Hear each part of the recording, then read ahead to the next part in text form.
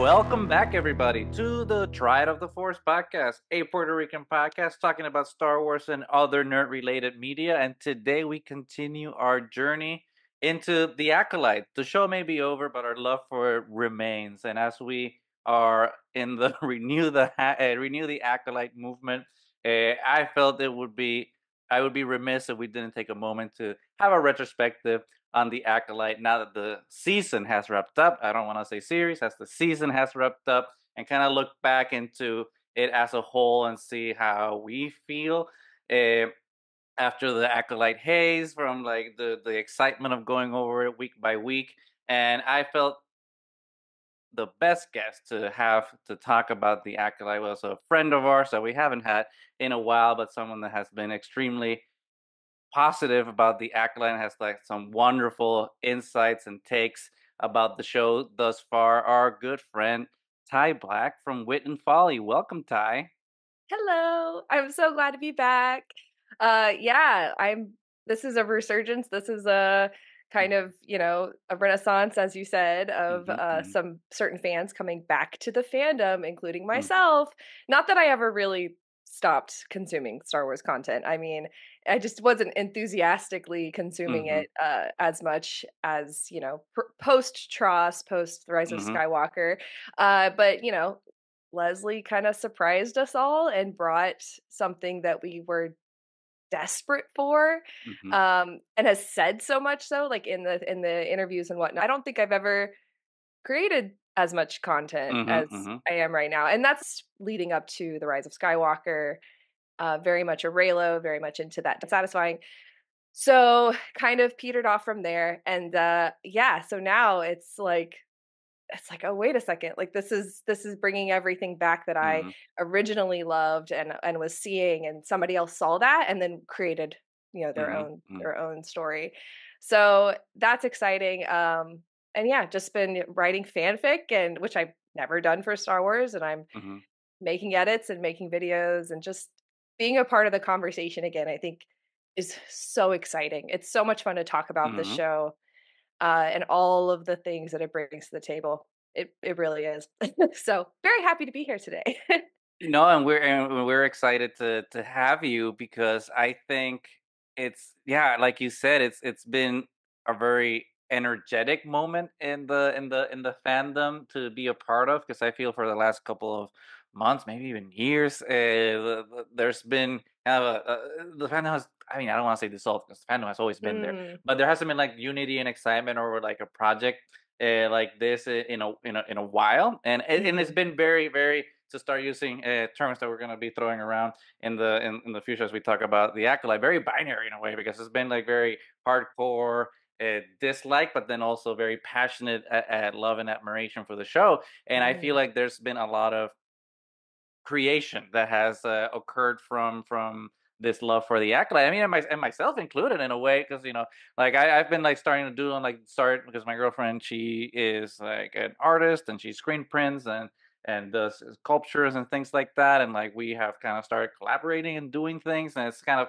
unlocked parts that I wasn't particularly invested in doing, and like now the Acolyte is like, oh crap, maybe this is an avenue to explore. So to see how fandom has kind of reacted in such a positive way is really exciting, and it's mhm, really fun to just have a show that, one, is fun, but two, has the depth that you want it to have, or because it you can see it in whatever uh, perspective you want to see it. You can see it as just a mhm, fun Star Wars adventure, or if you want to like delve deeper and like put your and dive into the waters with Chimere, you can just go into deep mythological mhm, deconstructions of like what all of the characters and moments represent, which you've done masterfully in your YouTube video, and we'll get to. But for me, I think we can't really talk about the Acolyte without talking, and you mentioned it briefly, without talking about the Last Jedi and the Rise of Skywalker, because I mhm, feel those movies were transformative for the mhm, Star Wars landscape as we have it right now.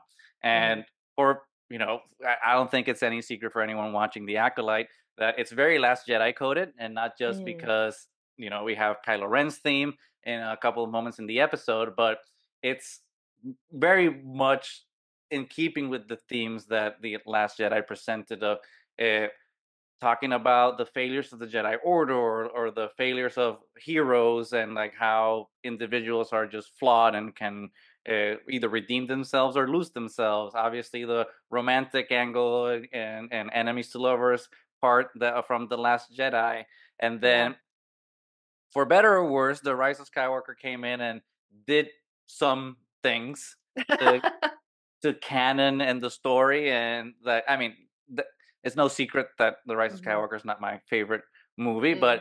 but it presented the dyad concept, which I know you weren't a fan of when it Mhm. was presented originally in the Rise of Mhm. Skywalker, and I want to talk about that a little bit.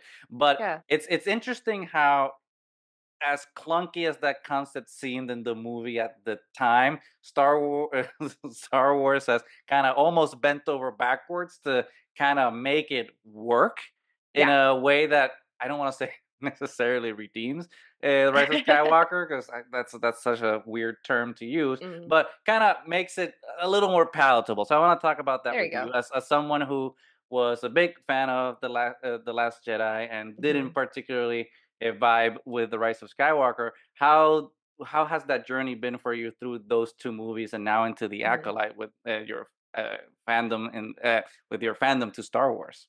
Yeah. Um, yeah, I did a lot of I tried really hard, I think after The Rise of Skywalker, to believe that they were still going to do something. I didn't believe that, I didn't have as much hope as some of my fellow fans about them bringing Ben back, and I still don't think that that's going to happen. I think that, the end of the Skywalker saga is the end of the Skywalker saga, and that was Ben's death through sacrifice, through Mhm, redemption, and all that. I think that that's what they wanted. I think that's ultimately what happened, and I don't think there's really much coming back mm, from that, but at the same time, I thought, there's still so much to explore. Like, there's still this whole galaxy, and the fact that they were investing into the shows and the series, and mm, I love serial storytelling. I watch more television than I do movies, mm, and I thought that was going to be where, okay, if we can delve back into these themes and really get into like what I thought Star Wars truly is at its mm, core, with the with the things that Lucas wanted to do, was trying to do, and the things that he was pulling from Joseph Campbell, who I love.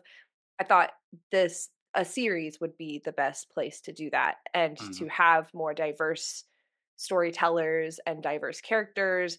That would give us a way to kind of get away from the Skywalker saga, and just leave that behind, because I don't mm, know if there's much to dig back up in that area. I could be wrong, but yeah. So it's from then on, I guess I've been trying. Like, Mandalorian was a huge disappointment to me. mm, mm, Um, won't go into that, but but I really thought I was done. I think at mhm, some point after the second season of Mandalorian, and I was like, okay, clearly they're not interested in telling stories that I want mm, to consume. They're not interested in telling the stories with the themes that I love.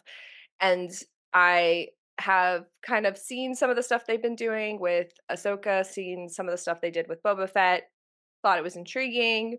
But yeah, and I still kept like uh, my walls up with the Acolyte, because even though I love Leslie and I love the stuff that she's written, Russian Doll is one of my favorite shows mhm, mhm, ever, and it has this incredibly transcendent story, this transcendent theme and messaging in it. I still was concerned because, and you probably have seen this or talked about this before. Uh, a lot of creators come to Star Wars with a really good tool belt, really mhm, good box of tools, and there's something about it that just, like, breaks them, mhm, mhm, mhm, and they end up, like, not knowing what to do with this epic thing, because they mhm, truly mhm, don't understand the themes, and that right, happens over right, and over again. And, we don't even know if Brian Johnson really got it, because he wasn't mm, able to finish the story. mhm, mhm, So, I was very worried when Leslie was kinda stepping up to the plate, but now I trust her with this series and with the themes, because everything now that she said after is like confirmed that not Mhm. only did she use all the tools that she had, coming from other stories that she's told, but she really just did it in like like unashamed way. Mhm. She really tackled it and said, "No, this is what I want, and I know that there's people that want to see it too." Like the love story and Mhm. just really exciting, dare I say, like sexy Mhm. aspects that have always been in Star Wars, but have always been under this veil of like puritanical Jedi nonsense. Mhm. Like, well, hold on. there's there's all of this other stuff that we can explore, and she was willing to explore that. So yeah, that was a very long-winded journey, and there's obviously there's more there that I it doesn't it does not even it doesn't matter anymore, Mhm. I guess. I think you did mention though the dyad thing. Mhm. Mhm. And I'll just like quickly say I think I was probably too harsh about that concept when it first came out. I was mad because it felt incongruent between The Mhm. Last Jedi and The Rise of Skywalker, and I dug too far into it. Um, but now that I've done more research about monads and duads and triads Mhm. Mhm. and the meaning behind those things and like mythology and symbolism, sacred geometry, like all these things. Um, I think that what was trying to happen, like what Terrio probably was trying to do, was that he Mhm. was trying to resolve something uh that hadn't been resolved. Sith, Jedi, good, bad, Mhm. um, evil, not evil, like all of these things, Right. all this duality. And he couldn't go further than that. And I think that's what bothered me. Um, and that ties directly into what the Acolyte is doing, which is pushing this concept of three instead of Mhm. two. Mhm. Mhm. Mhm. So in terms of like themes and like what's being presented, if you go off of Rise of Skywalker, there's an interesting like connection where someone was like, "Well, wait a second. Yeah, duad isn't good enough. Like that's not like or dyad or whatever they want to call it. That's not where we need to be. What we Mhm. need is we need a third path, a Mhm. third Mhm. Mhm. way, not the Jedi or the Sith, not good or bad. We need this third element, and that's what I think is being explored in the Mhm. Acolyte Mhm. ultimately. So Yeah, yeah. and I love those things because, like we were saying, like before we started recording, and I've said it like in a couple of the episodes of like our reviews for the Acolyte, like when there was this moment in the show, where like my mind blew up because like everything started kind of connecting in a way that I didn't on the surface understand. Like I know that there was like something in the subtext that was there that like I saw that it was happening, and it was this pattern of threes and triangles, and I mean thematic triangles, not literal triangles, and Mm. like But those two, there are little literal yeah, triangles yeah, too. yeah. And it was that moment when Kymir just like throws the lightsaber to get to Osha, and Soul just parries it and but cuts down three Mhm, trees, and the camera just kind of is a bird's eye view of that moment, and the camera mhm, kind of lingers and frames it without movement so that it focuses on those three trees falling, and I'm just like, mhm, this must mean something. And mhm, then I was just like seeing all those patterns everywhere. So it was very satisfying then to kind of see some of the tweets that you were talking about deconstructing the trinities and like mhm. the triads, and when I say triads, Yeah, I'm not trying to advertise for Triad of the Force. It's just a happy coincidence. it is. But I was like, there is something, and for me, it's really fascinating, and I really want to yeah, get back to that uh, Mhm, thematic concept, like in the Acolyte. But mhm, before, I also wanted to talk about something that you mentioned about fandom and mhm, not on not delving. Let's just be gracious and say not diving deep into what the themes is.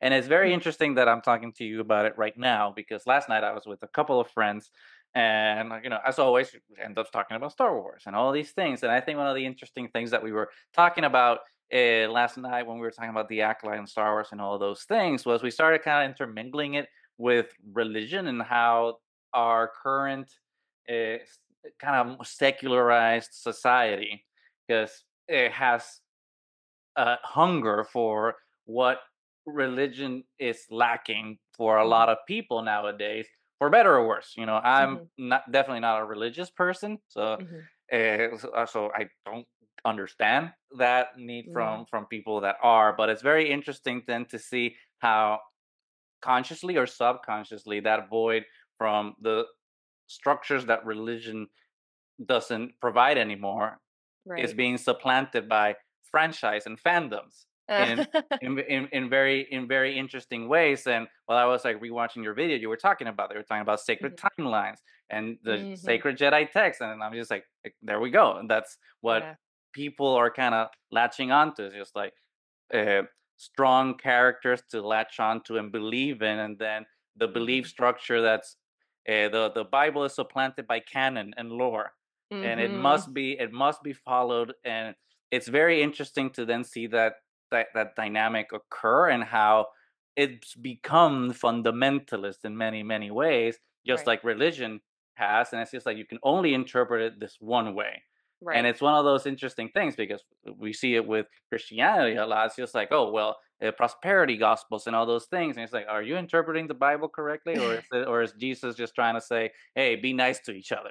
Yeah, He's not yeah. talking about being rich. And same thing with Star Wars in a way. It's just like, oh, it's about the Uber Force user. And it's like, is it really, or is it really Mhm. just about finding balance and helping Mhm. everyone around you? So Exactly. I was wondering, like, if your Mhm. reaction to that, especially seeing how Shark's fandom has been against the Acolyte in ways that Mhm. Andor wasn't, even though Mhm. Andor was also subversive and was talking about even more progressive and liberal themes, Right. but somehow the Acolyte, maybe because it was made by a queer woman, maybe because Mm. it has a woman of color, a person of color Mhm. in the as the main protagonist of the show, and like the Mhm. cast is diverse. There's a vitriol of it, and it does feel religious Mhm. in a way. So I don't know if that's Yeah. something that you've thought about. Yeah. Oh, 100%. I'm actually writing another essay about this because I think that Andor and the Acolyte are two sides of the same coin in Star Yes. Wars. Yeah, and I think a lot of people have talked about this. People like have different interpretations of that, but I think for me personally, I'm rewatching it right now, Andor, and there's this uh, in fem gaze theory or film gaze theory, and I talk a lot about female gaze on my YouTube channel. There's this, the concept of where the camera is and like what it's focusing on. That's looking at film from a gaze theory perspective, and GAZE. Everybody always thinks I'm saying the other gaze, but but from that kind of perspective, Andor is a documentarian gaze. It is the camera is following these people in a very objective frame of reference. It's Mhm, documenting what is happening in this revolution, right?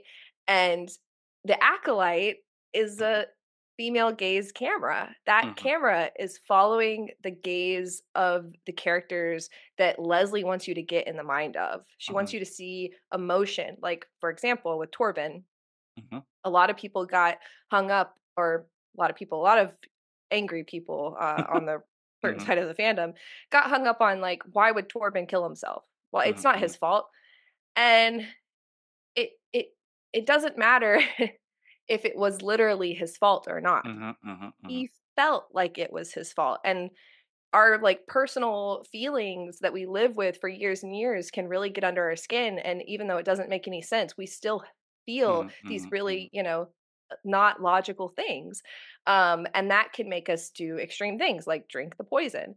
mhm, So, you know I believed that that was shown through the camera, through the gaze of the mhm, camera.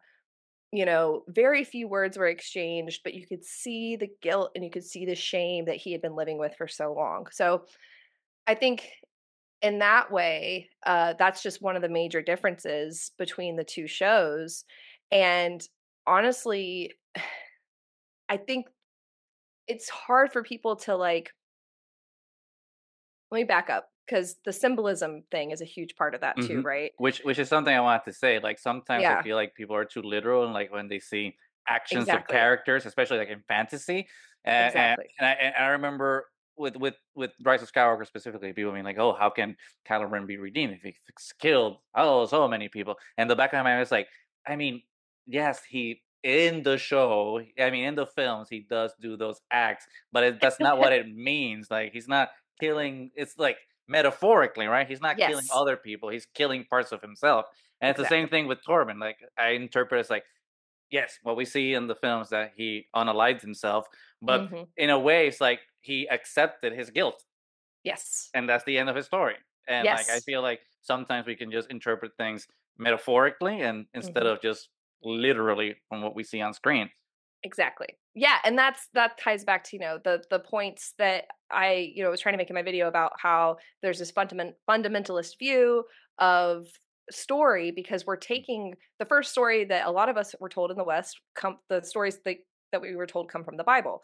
Mhm, So when we are given these very impossible things that we're told, like these miracles that Jesus, did in the Bible, or these mhm, really these things we can't wrap our head around. They're fictional, but mhm, we're told that they're literally true. They literally happened. And Campbell talks a lot about how this really skews with our perception of fiction. When we're told that something is literal, it's really difficult for us to then take metaphorical reasoning out of it. Like, mhm, it's mhm, difficult for us to say, well, this story about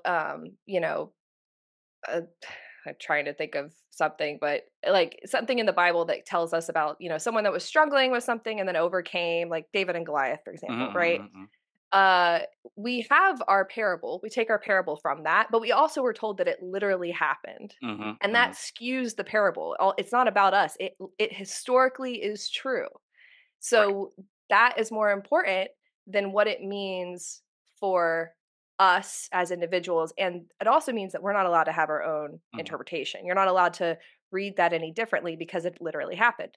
So when we come to something like Star Wars, a lot of people get hung up on, well, these things literally happened in the canon. And mhm, anything that goes against it, anything that tends to bend it a little bit or reinterpret the story, is bad. And mhm, that's like, mhm, that mhm. tells me automatically that, okay, well, then you're not able to watch the show, or you're not able to consume the story from a Right. metaphorical or symbolic point of view, because if Mhm, if you're so focused on that, then how can you take away personal meaning? You can't mhm, get under these characters. You can't get through behind their eyes, see what they're seeing and feel what they're mhm, mhm, feeling if you're doing that. So I feel bad for those mhm, people.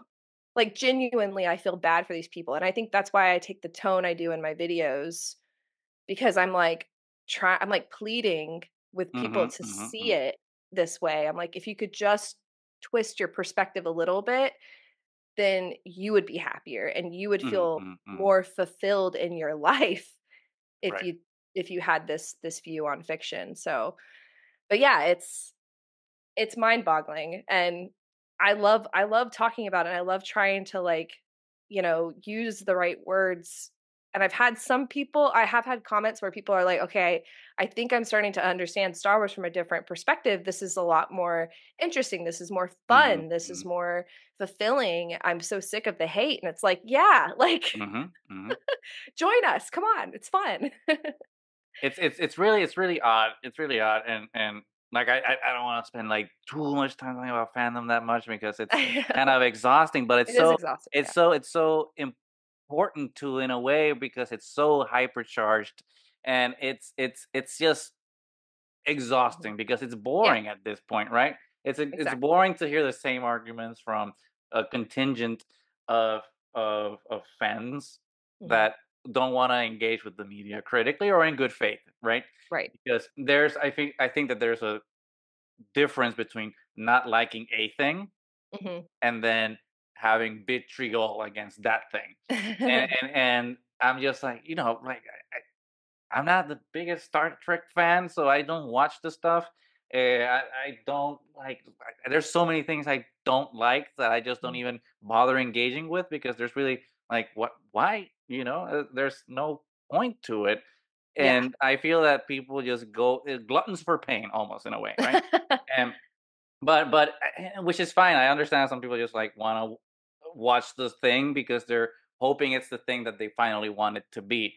Right. and I think that's totally fine, but to just attack it from a disingenuous point and like not engage with it honestly and Mhm. from a critical standpoint, be like, okay, I see these themes and I see how this works, and I see the intent of Leslie or Ryan or whoever Mhm. made the thing, but then to just because you didn't connect with it unabashedly reject it is Mhm.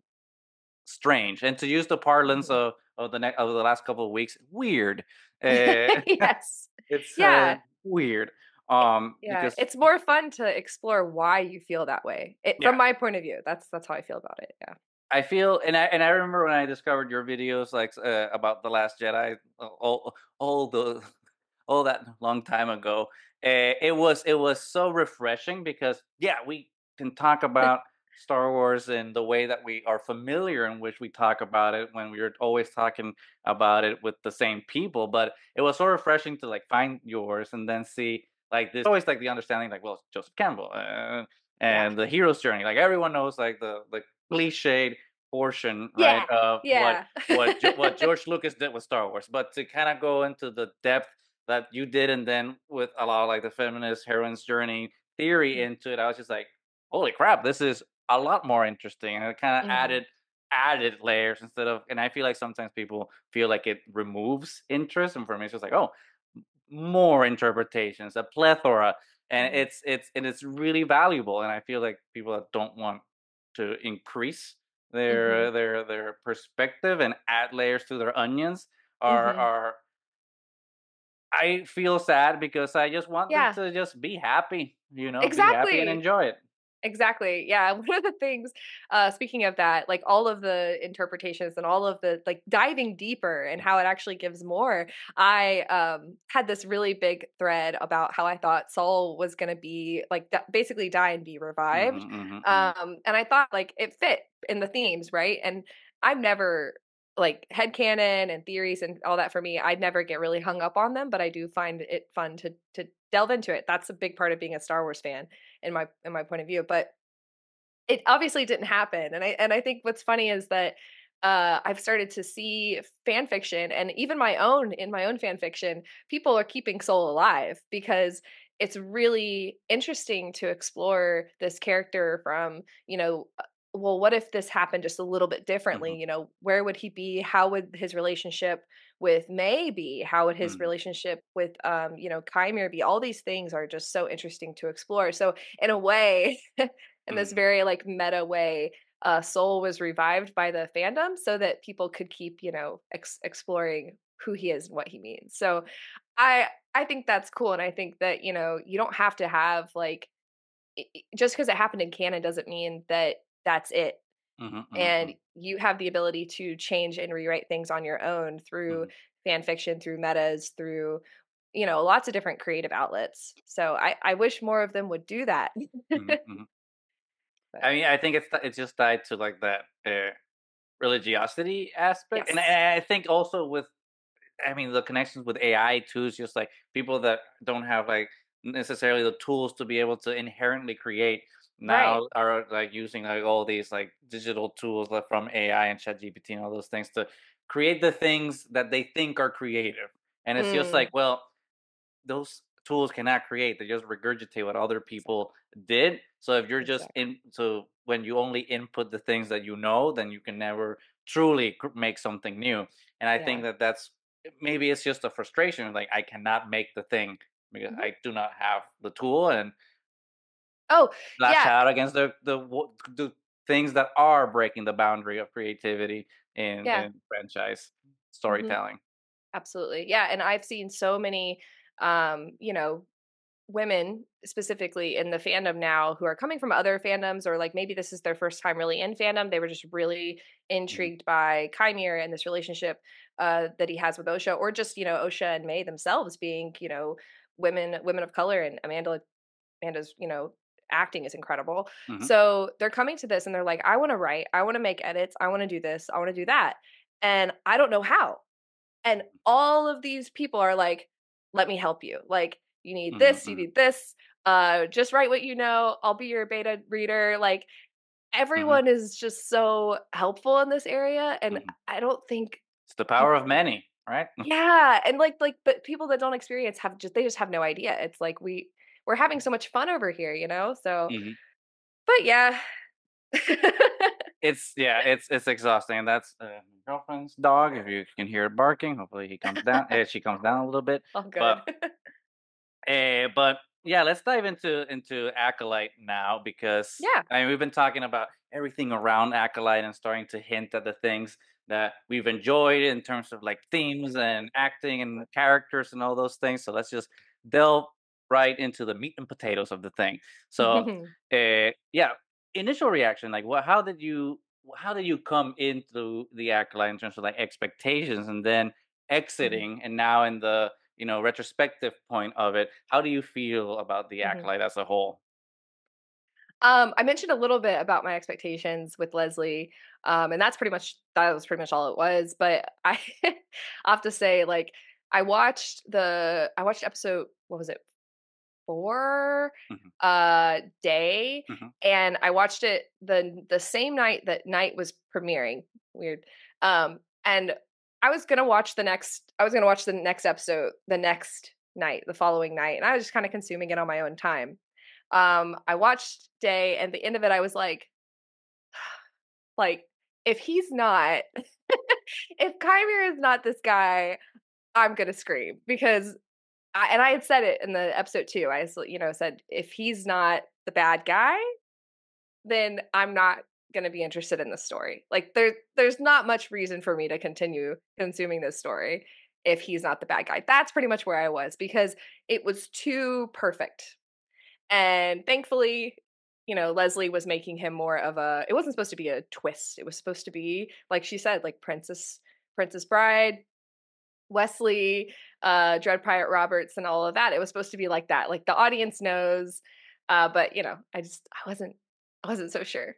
So when I got on I got on Twitter the next morning and I saw some of the tweets, and my friend Marie Claire from What the Force Pod had messaged me and she said, "I'm waiting." I was like, okay, clearly I need to watch the next episode. So I immediately put it on that morning, like early in the morning, and I consumed Night. And it was like life changing, absolutely life changing. I think I've never been so excited. I went to the doctor that day, and my doctor was mad because she was like, "Your blood pressure is really, really high." I was like, "Yeah, well, you don't know what just happened." It was nuts. It was nuts. So, yeah, that's that was that. And I think the next week was crazy too because we had Teach Corrupt. That was a really intense episode. And I was live on Twitter tweeting with people while that was happening. Just an absolute blast of a time, and to see where it all ended up, to see, you know, all of that. Like, I did a bunch of analysis and, consuming other people's pods, and just really, really, really fun stuff. So, yeah. And I thought, cuz Leslie said at some point that she had planned to, like, end this season on, like, a kinda close everything up, right? She said something along these lines. And I thought, okay, it's just one season. It's a mini series, that's all we're gonna get. So I really thought that it had to end on this very hopeful Star Wars note. This I was really hoping for that third path Campbellian thing. mhm, But then it ended with all of these loose ends. So yeah, I think where I'm at now is like the renew the acolyte. It has to happen because there's mhm, so many things that are still left to explore, um, that could really change the franchise in my point of view. It already has, but mhm. it could really do some amazing things if she can continue. So, yeah. Eh, I mean I agree Mhm. with a lot, and I was interested in particularly when you were talking about the Chimera reveal and how he is shown to be the stranger. And I remember Mhm. when before the reveal happened, and as you said, a lot of the fun things about the Star Wars community is like the speculation Mm. and being like, what's gonna happen and who's this character and who's that character and is that twist gonna happen? And for me, it was interesting the lead up into it, and I really want to know your opinion about the reveal because as you said, like you were expecting it. You were like, oh, this character has to be Hmm. this.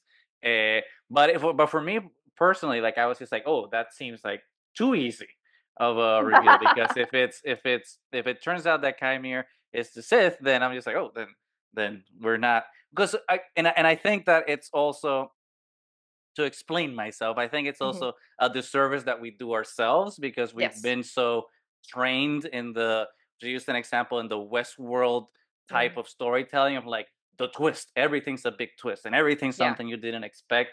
That now we're kind of like our brains are just like high wired for that. Yeah. And I think that that was then an interesting thing when the Chimere reveal happened. It's just like, oh well, sometimes just because the thing is quote unquote predictable doesn't mean that it's bad. Yeah. So I want to pick your mind on that a little bit more on like Hmm. one, why did it make sense for you? Like obviously I've seen like how you've talked about it like in the Hmm. video in terms of like the arc of that typology of a character, but Yeah. how did it? Why did it work for you? For Mm. example, and like why wasn't it? Too easy or why wasn't it a plot twist or what have you. Let's talk about that moment a little bit more. Yeah. Well, the I sorry, I'm fangirling like crazy over here. I love this character. I'm never gonna stop Mhm, talking about him. I think that all of the romantic tropes were there, mhm, honestly, and I think like that was for me the way that he approached Osha for the first time, the words that he said to her, the way that he treated her, was so it was romantic, but it's in ways that people won't understand unless they've read, romance novels, unless mhm, they've really consumed romantic content. Like these are all tropes that mhm, that mhm, we've dealt with for a long time that we haven't seen on really we don't see very much on screen in general, but especially not in Star Wars. mhm, So for that to happen in that way, and then the kind of progression of, seeing his relationship with May and how it's different. Like there's a moment where May asks, about like, hey, you met my sister. What was she like? And he says, she's getting a little in over her head. Well, mhm, that was alone, that one line about Osha is really sexy because it's kind of hinting at what their relationship will evolve into. And then going into, and I'll explain that in a minute, but then going into them, meeting in the forest at the mhm, end of day and him throwing her out of the way when he mhm, easily could have killed her. And he does try to kill her two mhm, more times, mhm, you mhm, know? All of these things are very like, okay, he's intrigued by her. He knows that she's in over her head, but he senses something there. And all of that is very much wrapped up in romantic tropes that we're so mhm, in tune with as a female audience, honestly, or as mhm, people that consume these stories. So and the idea of him being a monster and not just the silly shopkeeper, but that he can switch back and forth is very attractive, and it's something that like in my video I talked about there was an article that was about him being a loser and mhm, kind of mhm, being this you know this kind of the guy in the back of the class with his hoodie over his head, and it was such a accurate mhm, mhm, mhm, description, but also it's more than that. It's the fact that he's not some big buff macho guy, and that he's not gonna like he's very careful about his words. He says what he mhm, means to say, and he says it the way he needs to say it, and he's not going to talk over her. He's not going to kind of like one of the other things and all of the fics that I've read about their relationship that is pretty much it's called, fanon, right? mhm, When the fans establish their own canon mhm, based on what they're interpreting. And one of the fanon things is that Kymir never makes the first move. It's mhm, always Osha in anything, right? And in their conversations, like he allows her the space to say what she wants because he wants her to take it. He wants her to say it and to express it mhm, in any way. So uh and that's a female fantasy, that's a woman's fantasy, mhm, that's something that's very much in terms of metaphor, it's he is he is just the animus. He is the Mhm. other side of the woman who, this is all from like an archetypical like Jungian Mhm. perspective, but he is representative of her, the part inside of her that has been pushed away Mhm. according to Mhm. like societal expectations and all of that. So when he comes along and kind of pushes her to like, hey, you actually have this power. Like Mhm. you are powerful. You just need to take it for yourself. You need to like delve into that darkness. That's for us watching the show, especially as women, we're saying, oh, Mhm. Mhm. I can feel that inside of me Mhm. telling me to take what I want, and I'm powerful, and I have this inside of me. Like that is so powerful, and that is so like, that changes a person, and Mhm. people are Mhm. feeling that. So yeah, I think that and many other reasons, that is that is Chimere, and that's Mhm. why he's such a fascinating character. And obviously we'll get to know him more going Mhm. forward, but for now, he's directly connected to OSHA's journey and Mhm. what that represents, from a metaphorical perspective. So I hope I actually answered your question. Yeah, yeah, yeah. We're flowing. We're flowing. But and I wanted to keep going, like on keep pulling that thread because for me, one of the Yeah, interesting things of the episode when Chimere takes Osha right yeah, to his castle, right to the cave in Not Acto. I thought that mm, one of the interesting things, and Star Wars has never been subtle with costuming, right? And costuming has always been uh, a visual shorthand for where a character's internal journey is, and yeah, obviously, Osha starts with like her white-ish mech neck clothes and the mm, temple garb that they gave her as a citizen to go into oh my god, it's Kofar. There we go. I almost forgot the name yeah, of the yeah, planet. right, But then right, when she goes into the cave and she's redressed somehow, she has like the gray costume, which hmm, obviously is the conflict within her. But what I hmm, found more interesting was Kymir's costuming hmm, in that scene because hmm, before when he's dressed as the strangers, all clad in black, villain, dark side, obviously. But when he's at the island, he's binary, right? His yeah, top is white and his bottom is black, yeah, and it's still, it's still dark and the light side and the dark side within him. But I feel hmm, like that was interesting choice to kind of present him in that way, especially when he's kind of in the same way that Kylo Ren was giving Rey the truth in the throne room of like who her parents are. yes, Uh, Chimere's also giving Osha the truth about the yeah, Force and who she is and her potential. But I thought mm, I thought it was interesting then to see like how Osha is gray and conflicted between the light side and the dark side. And even though Chimere is on the dark side, he mhm. still has the binary within him. So I don't know if you want if you wanted to talk a little bit about that moment and Mhm. like how their positions and their allegiance to the Force, so Yeah. to speak, are represented in that scene.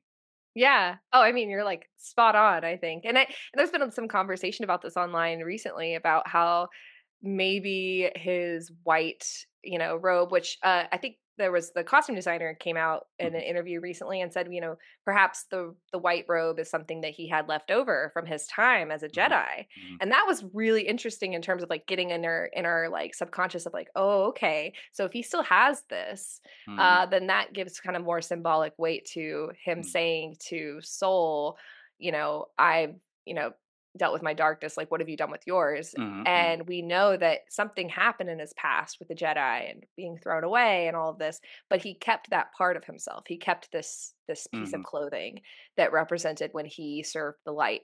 Mhm. That's really interesting from like a thematic point of view, and to also like have him just wear it so casually, even Mhm. though it might be tied to something that happened that was really awful. Mhm. So I think in a lot of ways, like, obviously, like that aside, the implications of it literally, they constantly are revolving around each other in light Mhm. and dark themes. And it happened all throughout Night. and it Mhm. still happens through the rest of the season. And you can't quite figure out, like, if I didn't know that he was or that he's hinting at being a Sith. Like, if I didn't know that, I would say that, he's some kind of gray Jedi, or he's Mhm. like, because he doesn't really do anything exceptionally evil except for, killing the people that see Mhm. his face. But they're constantly doing that in the show, in the season, of being binary stars that are revolving Mhm. each Mhm. other, Mhm. sometimes in the light, sometimes in the dark. It just depends. So I love that, and I love how that's like communicated in the costuming as well. And So it's fascinating because for me it's just the stark, because it's even like a hard line in the shirt, right, between yeah. like light and dark, and where Osha's wearing gray. I mean, it could be read as like conflict because you're accepting Mm, darkness, but I mean, gray is just blended black and white, right? So yeah. it could also just be balanced, and I think that's an Mhm, interesting way to see it, where Osha just finds a balance between both sides, and Kymir still mhm. binary in them and hasn't accepted that third path, which we'll talk about in Right. terms of like the triad. And but that's Right.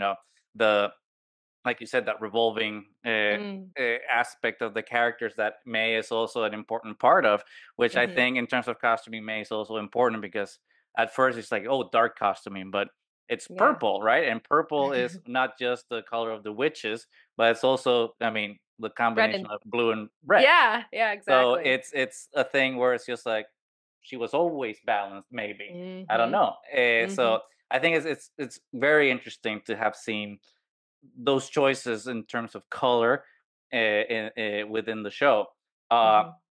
but I wanted to talk before going into the power of three, which is what I'm most excited to talk about. Something that you were talking about in your video that I thought that was interesting, and it will lead into the power of three, was Yeah. the different types of binaries. And you were Mm, mentioning discord binaries and harmony binaries, like mhm. how one, Yep, light and dark is the discord binary, and it could be yep. represented with Plagueis and Yoda, right? Yeah, And yeah. then harmony binaries, which are opposite things that complement each other, Yes, are Osha and May in many ways. yes. So Mhm. could you like elaborate a little bit about that? Because I think they're extremely fascinating ways Mm, to think about binaries. Because we always, I think, the mm. common way to interpret binaries are opposing, light and dark, Yeah, sun and moon, all those things. But I think it's interesting the interpretation that you're talking about how they can be complementary and not right. opposite. So can you delve into that Yeah. a little bit for us? Right, right. And I think, like, from a Western perspective, we have this idea of one God, right? So Mm. that's the monad, this one being that has all this power. And Christianity has gone through its own kind of evolution in terms of seeing one God, and then seeing, adding Mary to this sort of Mhm. duad, right? That's especially in the Catholicism. Um, there's a lot of depictions of Mary being right there next to, like, a baby Jesus, Mhm. or on the cross, however it's represented. But that's a duad of sorts, from a mythological perspective, because she's complementing the things that he doesn't really Mhm. provide. She is, for the women in the religion, representing the things that, women should aspire to be, that Jesus doesn't necessarily fulfill. But then obviously that's taken later, that's also taken into the triad and the trinity, and then what that represents, which is also providing something new, that the religion needed, I think. And that happens in mythology all the time. You have, you know, you it pretty much, in any kind of, you have a lot of gods, or you have one god, you always have some kind of like balancing factor. Mhm. Mhm. Jung talks about this a lot too, and one of the examples I used in the video as well was that when he was dealing with his own beliefs about, like, religion, he kind of went through this deconstruction period, and when he saw depictions of Christ or God in church, something that his mind wanted to do was to create, like, this, other binary, and he chose Hermes Mhm. as Mhm. being this other option. And Hermes for him represented, like, basically God was representing the sun, this brilliant, bright light. And in him, he was like, well, I have other parts of me too. I don't want to just aspire to be bright light. I also have these like dark parts inside of me. I have, I suffer. I see other people Mhm. suffer. And therefore, I need to create a deity that will account for that, that will like provide wisdom for me through that suffering. And for him, that Mhm. was Hermes. So that was him dealing with that kind of dual nature of man. And I think, to say dual nature of man, that's also very Campbellian. Mhm. So, Campbell talks about this a lot, and then how like the in the realm of time we deal with duality, and what an idea of God and the idea of the supernatural, the idea of something else that we can't literally understand. Um, he calls that like the mask of God, and that's the Mhm. third path. That's that third way between between Mhm. these two binaries. And for Campbell in the West, binaries are mostly at odds with each other.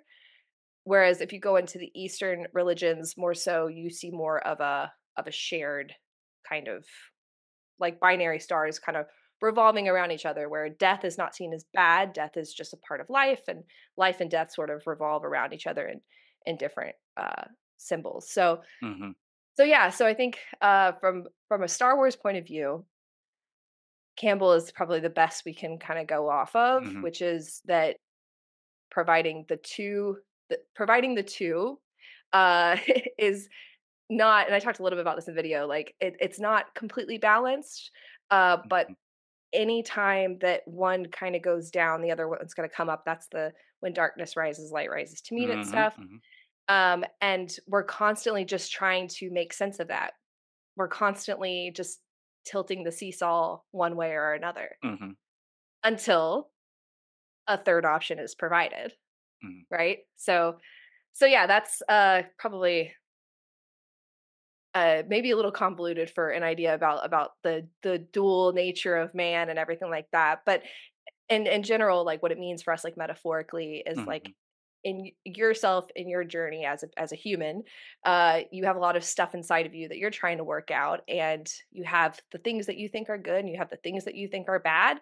And if you can kind of transcend that and see that it's not that simple, Mhm. then you can find truth, and you can Mhm. find Mhm. Mhm. a way Mhm. forward that's more fulfilling and better for everyone. Yeah, it's serendipitous, right? Because I remember I Mhm. was watching a full disclosure. I've never seen Twin Peaks. I started, I haven't finished it. However, Ooh. there's a YouTuber that I enjoy her videos as well as Maggie May Fish. She was doing like Mm. a deconstruction of Twin Peaks, the Twin Peak. Oh my God, I'm mispronouncing everything today. Twin Peaks, The Return, right? Yeah, yeah. The sequel to the show. And one of the things that she was talking about in that video that I found absolutely fascinating, and this is without even watching the show, was that she was talking about the triad. I mean, without using Mm, the concept as you framed it, but what she mhm, was talking about is very similar to what you're saying. It's like in where the first show, Twin Peaks, not the Return, Twin Peaks. David Lynch was just kind of showing us characters in terms of binaries. Uh, right. in the Return, he starts using triplets and three characters and three versions of everybody, because then it's like that part that you're talking about. It's just like Yeah. everyone's made of more things than just opposing views, and like Mhm. that triangle kind of fills everything out. And Yeah. I watched that months ago. So all of a sudden, when this everything around the acolyte was happening, I'm like everything's again starts connecting with each other, and it's a concept that I'm really, really, really into right now, because it Yeah. just it's so fascinating, because again, Mhm. like we've been discussing, we always kind of naturally default to just two ideas, and Yep. it's interesting to just see like how it's not inherently true, right? And Right. one of the examples that you put, I think on your Twitter thread, was the Mhm. stool, right? Like a stool with two legs isn't going to kind of Mhm. let you sit on it, but once you put that third one, you find balance Balance. Yeah. within yourself, and that concept has kind of been in Star Wars since Mhm. the beginning, because it's Luke Skywalker's decision in Return of the Jedi that becomes that third path. Because Exactly. throughout Yeah. the whole of the movies, Yoda and Obi-Wan are telling Luke that he has to kill Darth Vader. He Yeah. has to commit patricide. And then Darth Vader's telling Luke that he has to turn to the dark side and join him there. And those are the two opposite views, right? That Luke has Right. to contend with in his journey, in his hero's Mhm. journey. And at the moment of truth, when he has to make that decision, he takes the third path, right? He Yep. says, like, no, I will not fight you, Father. I will not fight the Emperor. He throws his lightsaber and he says, I am a Jedi like my father before me. And he takes that Mm. third path, which I think is just fascinating to talk about that now in the Acolyte, but see that the seeds of that have always kind of been there. Yeah. So uh, it's We just, just it's need it told in a different way. We just have to right, we have to right. get the story told over and over again in a different way because every generation needs it. Like Hmm, everyone needs hmm. to hear it, and it's gonna resonate with people differently if you can just tell it just slightly differently. But it's the same story. And it's a lot of what you've been saying, and it's Mhm. the title of your video, right? Like stories change, and Right, right. and myth changes, and myth has never been a static, hasn't been a monolith, right? Exactly. Even the Greeks changed their myths, the Romans changed their myths, so it's I think it's almost unnatural that Yes.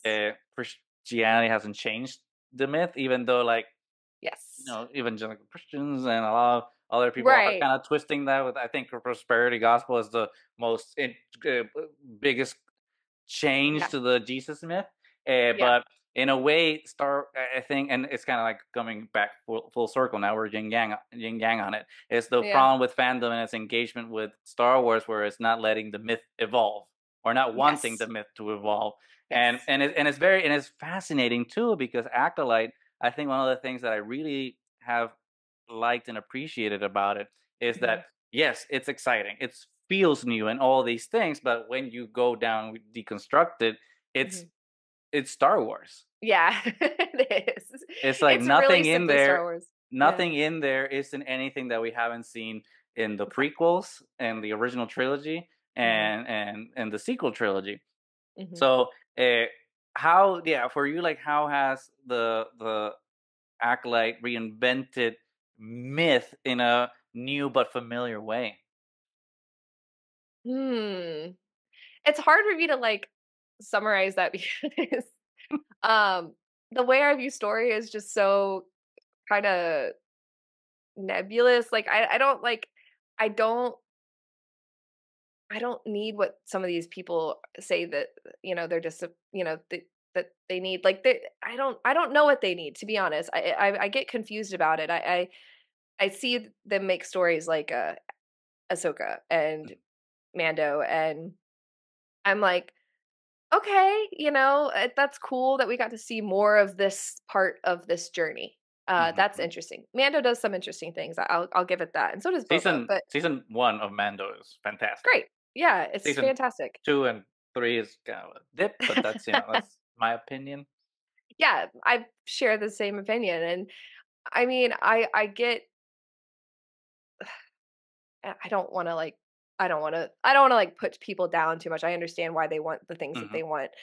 But I think what Acolyte does, is that it's telling the story that we've all known has been there. mhm, Like, we all know that this was a thing. We know that the Sith, were around because that was the whole reveal of, mhm, like, mhm, they always have been around. They just have been kind of hiding in the darkness, because of course. Um, but Leslie did say at some point in an interview, she said, "Well, this is the story of the bad guys." mhm, And I was like, yeah, why haven't we had that? Like, we had Anakin, we had, the story of Anakin becoming Vader, mhm. and people didn't like that initially, but people have, like, ultimately warmed up to it and have understood that It's a to revisionist history, it with a is lot of very fandom. much.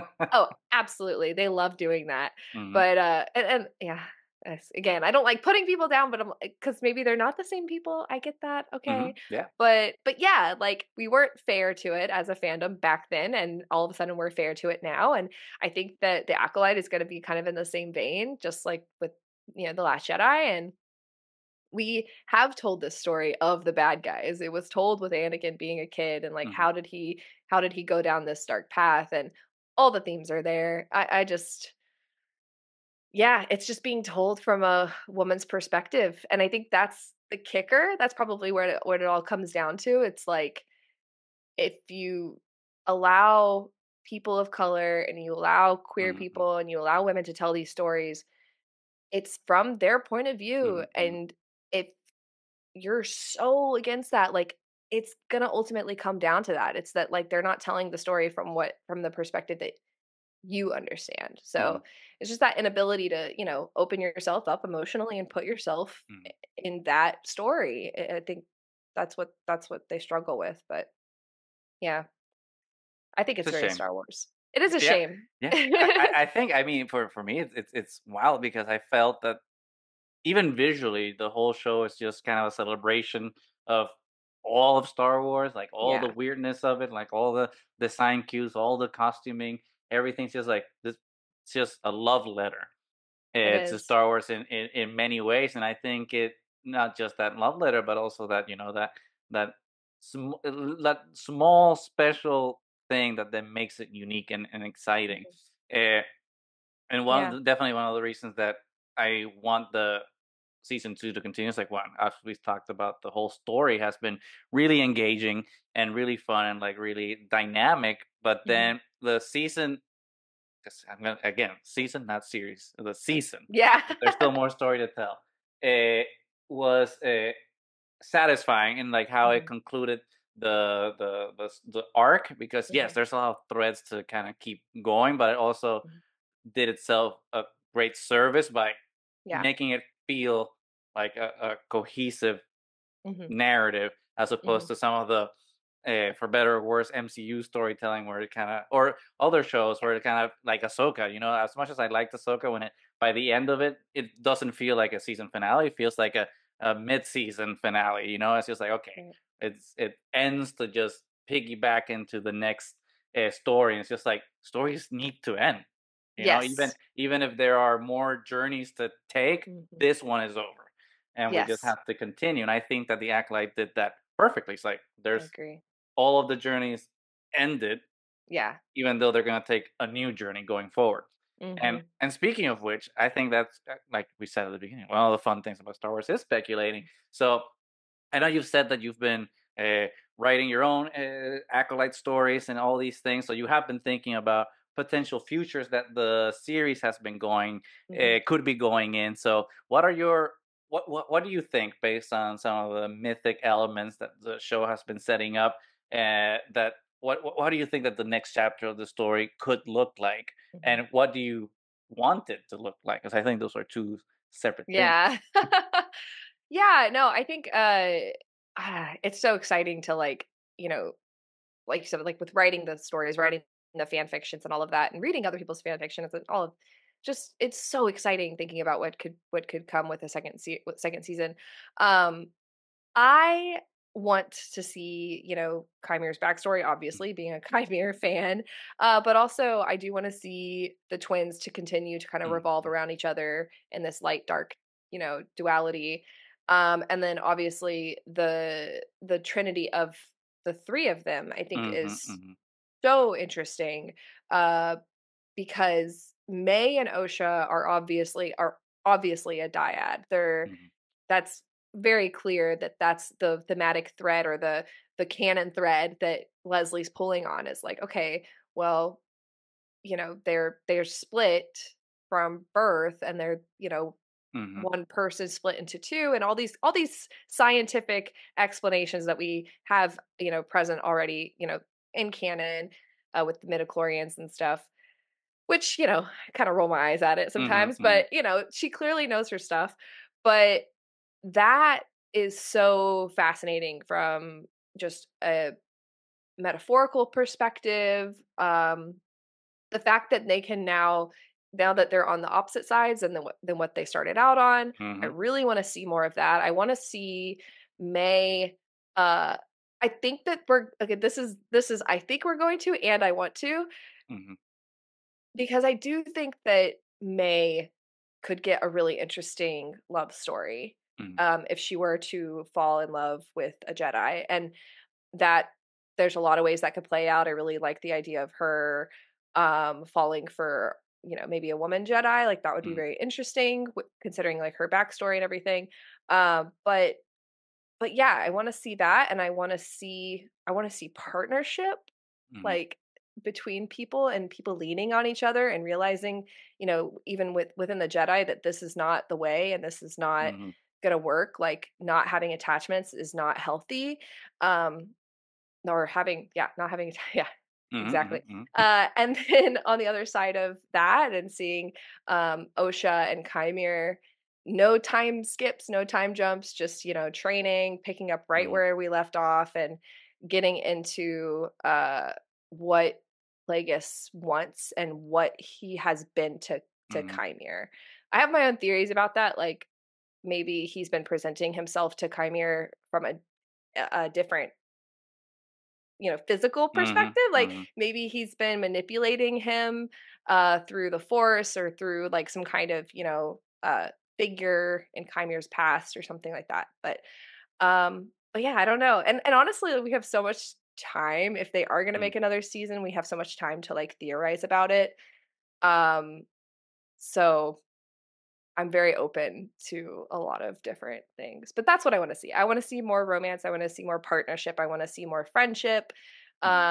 sister powers in the realm of the witch Mhm. stuff. I think Coral's still alive and out Yes. there somewhere. Yes. Yes. It's one of it's in and well, because one of my theories at one point when Plagueis shows up, and I think Leslie in an interview kind of debunked my theory, but like I Ah, thought one of the interesting things when Plagueis shows up, and it kind of ties into how Kymir introduces himself to Saul when he says like you some may call me Sith. Like yeah, for me was a very interesting line because he's not saying he's a Sith. yeah. He's just saying that if you know about the dark side, like, you might call me a Sith, but he's not claiming the title for himself. So for me, that was an indicator to my theory that Kymir definitely isn't a Sith. That he Mm. knows of Sith. He studied, like maybe he went to the forbidden part of the library and learned about it before he got expelled. But that he's making his own version of what he thinks Sith are, and that then Yeah. that's why he wants his acolyte because he doesn't know too much about the rule of two. And then Plagueis is just like, wait, who's this person claiming to be a Sith? And that's why he was in the shadows. He's like, oh, these people are kind of taking the mantle of it, and I have to Huh. make sure that that's not gonna happen. So I was reading it that way, but Mm. I think Leslie has since said that Plagueis is indeed Chymir's master, which still cool. I I don't mind it. don't think actually, I think that was a misquote. So Mhm. that was, being shared on Twitter recently, Mhm. and the account that originally shared it pulled it back because it was a misquote. So Okay, that okay, was not confirmed, and I don't okay, remember okay. exactly what was said, but yeah, your headcanon could still like, that could still very much be the case, like, there's And if it doesn't still happen, it's fine. It's fine. right. There's just so much we don't know, but that's what's so much fun about, like, the creative side of the fandom. It's like, you don't have to be right or wrong. Like, you can just, you can talk about it however you wanna talk about it. There's a lot of, like, "Well, what if this happened?" or "What if that happened?" And Mhm. that's all tied up in the more feminine side of the fandom of Mhm. people who Mhm. write fanfic and stuff, and we love doing that, and there's no right or wrong way to go about it. So, yeah, it's just all headcanon until we get the 2nd season.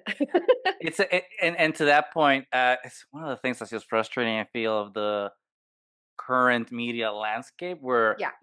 back in the day, of Mm. serialized television on cable, and it's just you got announcements for seasons far more quicker, and like they would go Yeah. into production fast, and I feel like we just got our seasons in a relatively consistent basis, and now with streaming, just put it out to see what happens, and then Mm. like Willow, it's just like, well, now Willow doesn't even exist and streaming, and maybe we won't renew the season, or if we renew it, it's gonna take years for the next one to Yeah. come out, and it just feels kind of exhausting to be having this tug of war a Mhm. relationship with all these production studios that aren't just committing to Mm. the stories that they're telling, and I Right. mean, and treating them like products, right? It's just like, oh, this is just it's content, not storytelling, Yeah. and not letting all these storytellers like Leslie just finish the story. Yeah,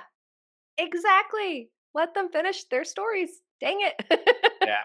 But we could be talking ad nauseum about the acolyte because we both love it so much, and there's so Yeah. much so many threads to pull on it.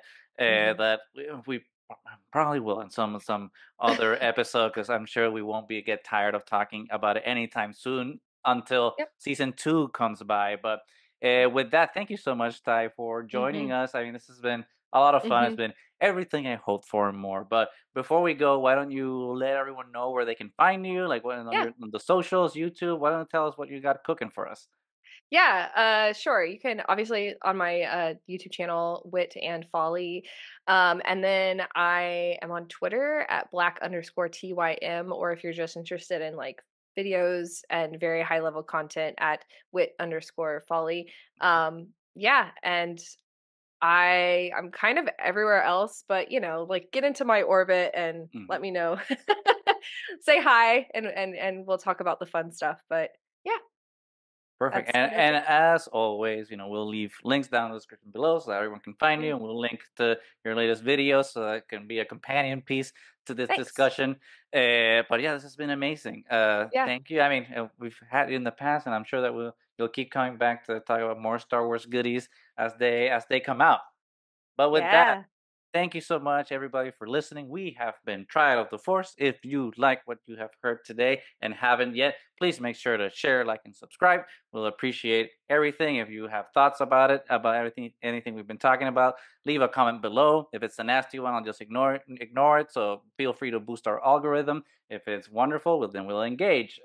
You can find us everywhere podcasts can be found. Just search Trial of the Force, and you'll find us. We're on Twitter, Instagram, and mostly on Threads. So please make sure to follow us. But with that, thank you so much. We have been tried of the Force. Renew the acolyte, and may the Force be with you.